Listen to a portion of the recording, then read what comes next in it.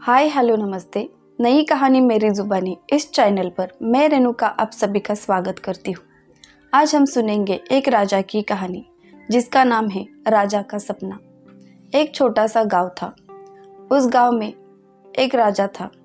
वह राजा काफ़ी ही अच्छा था, उदार था और लोगों के लिए काफ़ी सच्चा था।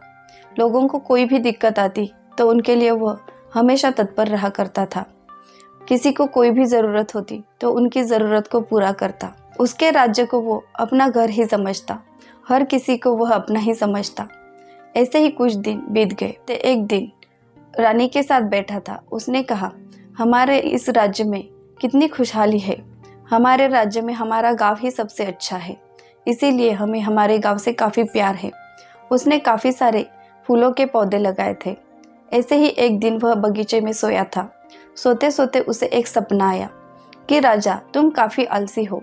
2 दिनों के बाद सूर्योदय के समय तुम्हारी मृत्यु हो जाएगी। राजा को यह सुनकर काफ़ी ही दुख हुआ। उसने सोचा, मैंने ऐसा क्या कर दिया जिसके कारण मुझे मृत्यु आ जाएगी। उसने अपने सारे मंत्रियों को बुलाया और कहा, 2 दिनों बाद मेरी मृत्यु होने वाली है। मंत्रियों ने यह सुना तो उन्हें बिल्कुल ही अच्छा नहीं लगा। उसने कहा, राजा जी, आप ऐसे क्यों कह रहे हैं? आपकी मृत्यु कैसे हो जाएगी?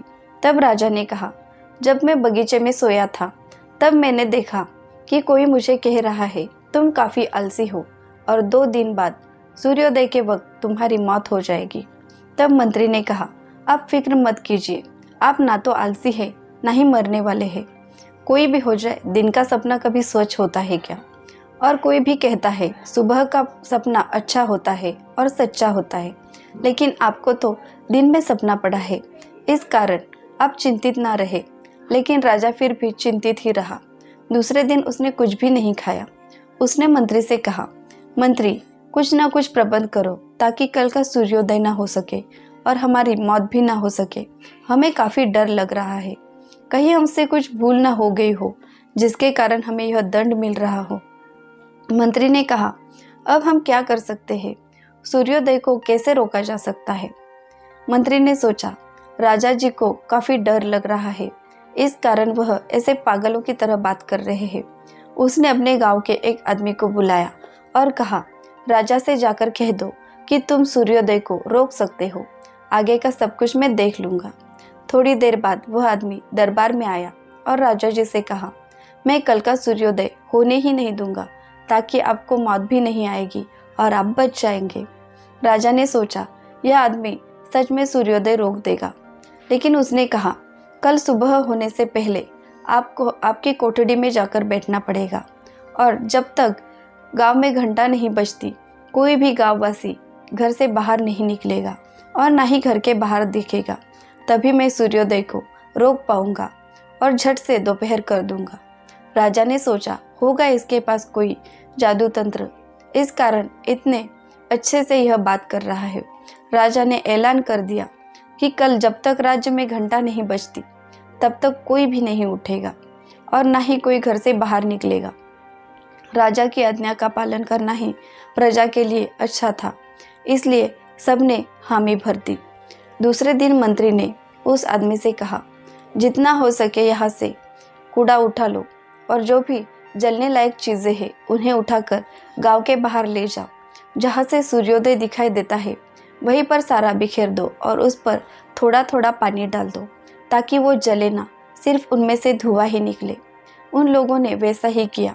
हर तरफ घास बिछा दी, उस पर थोड़ा थोड़ा पानी डाल दिया और जैसे ही सूर्योदय होने लगा उन्होंने वह घास जला दी। उसके कारण पूरे राज्य में धुआं फैल गया और सूर्योदय होता हुआ किसी ने देखा ही नहीं, ना ही कोई जगह था। राजा भी कोठरी में था, इस कारण किसी को पता ही नहीं चला कि सूर्योदय हो गया है। हर तरफ धुआं ही धुआं था। इस कारण राजा को लगा, आज सवेरा हुआ ही नहीं, झट से दोपहर हो जाएगी। थोड़ी देर बाद दोपहर होने को आई, तब जोरों से घंटा बजने लगी।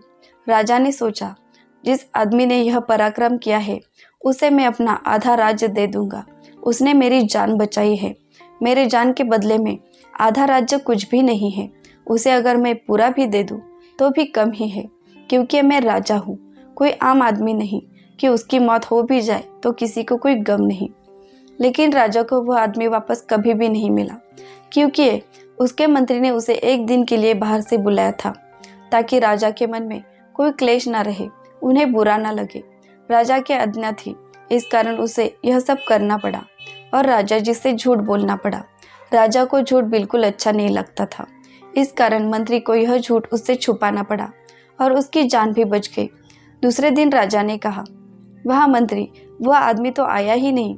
हम उसे काफ़ी सारा इनाम देना चाहते थे, लेकिन वो जब से गया है वापस लौटा ही नहीं।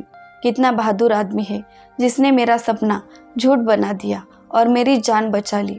अब मैं अपने प्रजा के साथ खुशी से रह सकता हूँ और आगे से मैं दिन में कभी भी नहीं सोऊंगा, ताकि मुझे ऐसे सपने ना आए, और अच्छे से अपनी प्रजा की रक्षा करूँगा। इस कारण राजा की नींद भी दिन की टूट गई और वह और अच्छे तरीके से अपनी प्रजा पर ध्यान देने लगा। तो ऐसी ही नई नई कहानियाँ सुनने के लिए हमारे चैनल को सब्सक्राइब करें, और अगर आपको हमारी कहानी अच्छी लगी हो तो कमेंट करके ज़रूर बताना। धन्यवाद।